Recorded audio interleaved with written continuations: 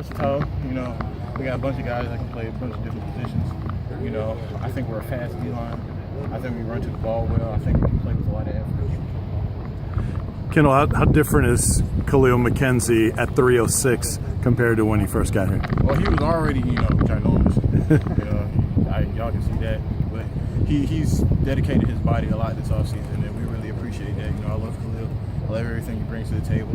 You know, the fact that he got down, he came in like 340, now he's like 305 or something like that. So I'm proud of him.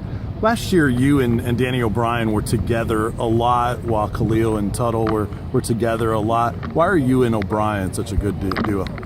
I mean, he was my neighbor, so yeah. I'm over at his house every day. So. But nah, OB's a guy I looked up to when I first got here. He was always a guy that was always on the field first and on the field, you know, last when we go into the locker room. So he's a guy that always puts in the effort. You know, he's a hard-nosed guy. You know, he'll get in your face if he sees you messing up. And I do the same to him. So we have that, you know, I guess we're brothers pretty much. So.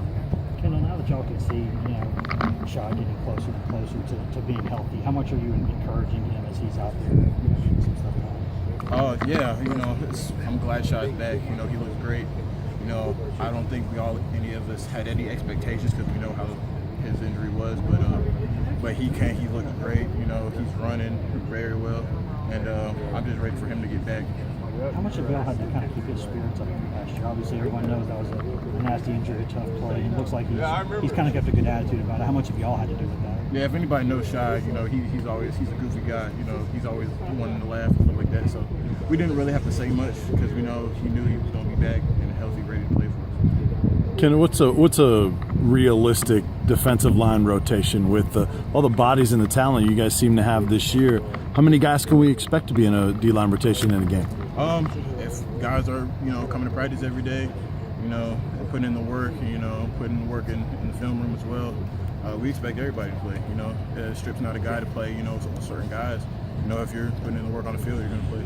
Coach Jones had talked about there was a lot of guys that played over, I think, 80 snaps in games last year. How many times did you do that last year, do you think? A couple times. Yeah. I mean, it comes with territory. You know, the more times you're on the field, the more chance you got to make plays.